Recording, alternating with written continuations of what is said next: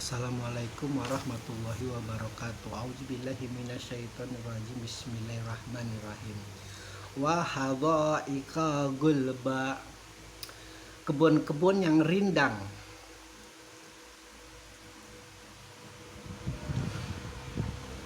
Tiga surat yang kita telaah di surat Abasa ini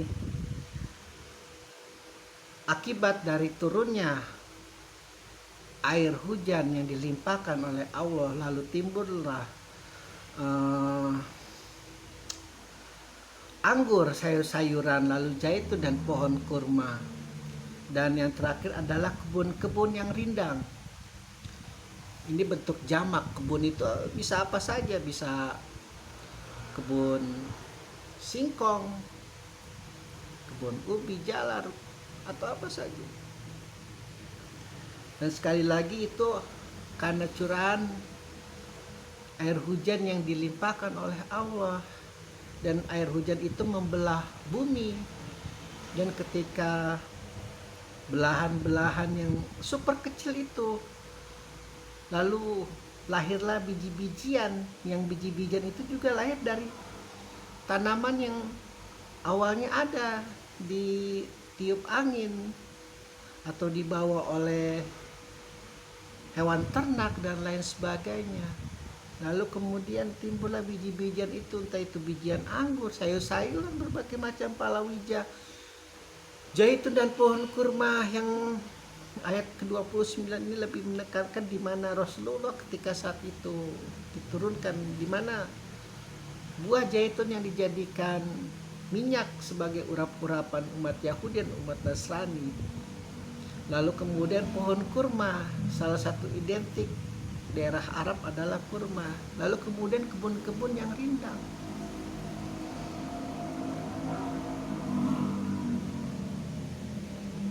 Dari ketika Allah menegur Muhammad, bagi kalangan Sunni yang percaya ini adalah Muhammad yang berpaling dari pemuka masam, atau ketika Allah menegur Abu Bakar As-Siddiq, yang bagi kalangan umat Syiah percaya ini adalah sahabatnya Rasulullah, yaitu Abu Bakar As-Siddiq, di mana Allah tidak menyukai sifat licik, sifat picik, sifat sempit. Yang ketika ada seorang buta menghadap kepada Rasulullah, seorang buta menghadap kepada Abu Bakar, dicuekin.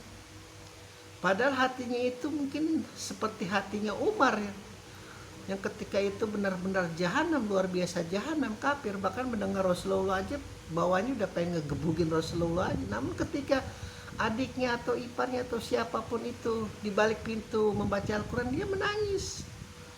Pun begitu juga ini. Dan luar biasa ada namanya ini Abdul Hatim ini, seorang buta, ingin mensucikan dirinya, ingin memuliakan dirinya, ingin mendidikan dirinya, ingin mendapat petunjuk dari Rasulullah bagi yang Sunni percaya, ingin mendapat petunjuk dari Abu Bakar bagi yang Syiah percaya. Ini kenapa bisa jadi lari Allah sampai kepada kebun-kebun yang rindang?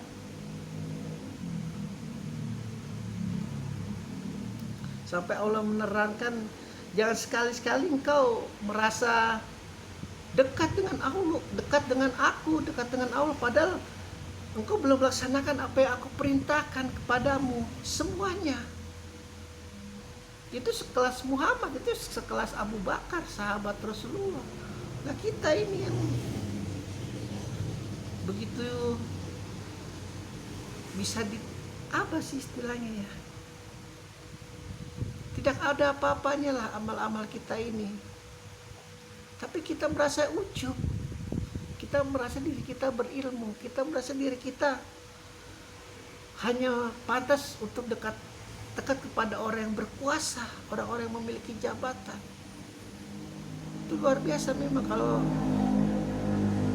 iblis sedang menggoda itu anak cucu Adam, karena dia ingin dimuliakan, dia ingin dihormati, dia ingin diagungkan.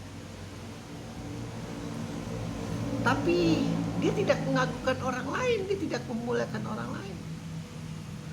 Apalagi dia tidak mengagungkan dan tidak memuliakan orang lain kepada makhluk yang tidak memiliki siapa-siapa di dalam hidupnya selain Allah, selain Tuhan yang mungkin karena dia belum mengenal Allah. Ini orang buta ini mungkin kafir.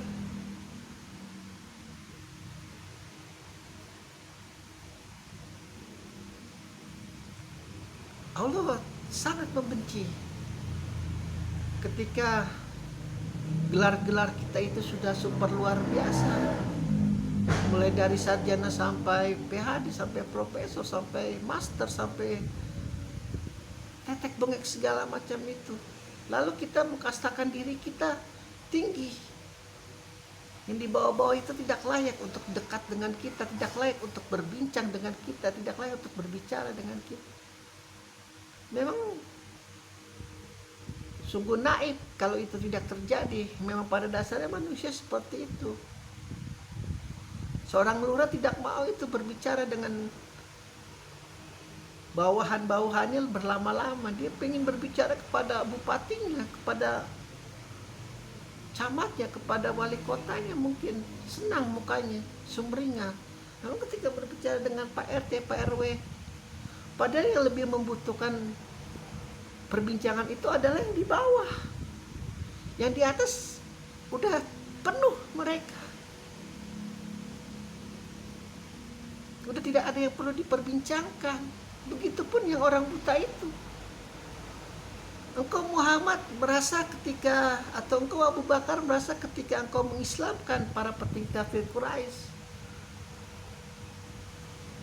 mereka itu sudah merasa cukup dengan kekayaannya, dengan jabatannya, tidak butuh agama Islam lagi, tidak butuh Al-Quran lagi, tidak butuh celotehan Muhammad, tidak butuh celotehan Abu Bakar lagi. Mereka sudah merasa cukup. Justru yang di bawah-bawah ini sulit. Makanya kalau sifat ujub itu sudah mencekram hati anak cucu Adam, sulit, sangat sulit. Makanya Rasulullah berkata, aku tanpa Allah bukan siapa-siapa. Sekelas Rasulullah saja seperti itu, yang dimana dipercaya adalah satu-satunya manusia yang begitu banyak mengubah dunia. Dari 1 sampai 100 Rasulullah itu yang pertama, tokoh. Terus ketika diperbincangkan, ada sebagian teman yang, wah ini gak boleh, ini memanusiakan Muhammad lah. Emang Muhammad manusia, Muhammad tokoh, Muhammad orang bernapas bisa mati, Muhammad mengeluarkan tinja, Muhammad mengeluarkan air mata. Apa bedanya dengan tokoh-tokoh yang lain? Dengan tokoh-tokoh Mahatma Gandhi, dengan tokoh-tokoh yang lain yang dari 1 sampai 100 itu, yang nama-nama itu mampu mengubah dunia. Memang luar biasa kalau fanatik dibumbui oleh sifat taklid buta, kejam, sempit, benar-benar sempit seperti kuburan 3x4 doang. Manusia kan takut itu karena melihat kuburan itu 3x4, padahal arwah itu tidak bermasa, arwah itu tidak memiliki ukuran. Makanya Allah mampu memberikan limpahan rizki, limpahan berkah. Bahkan sebelum kau merasakan penghisapan, ketika kau mati di alam kubur, kau bisa mendapat keberkahan Allah. Bahkan Allah berkata, jangan kau kira itu mereka yang berjuang di jalanku itu mati, tidak. Mereka bersenang-senang, bergembira di dekatku. Coba pikir. Sekali lagi, ini adab, tidak penting ini. Kita lagi pusing-pusingnya corona, terus gara-gara surat ini kita masih berperang kayak orang bego. Enggak penting ini Muhammad, ini Abu Bakar, enggak penting. Sekali lagi, yang penting ini Allah sedang mengajarkan, hei, kalau kau mengaku pengikut Rasulullah, kalau kau mengaku pengikut Khulafaur Rasyidin, kalau kau mengaku ikut Ahlul Bait, ini ada hargailah mereka yang membutuhkan ilmumu itu. untuk mengenal aku, Allah Subhanahu wa taala. Alhamdulillahirabbil alamin.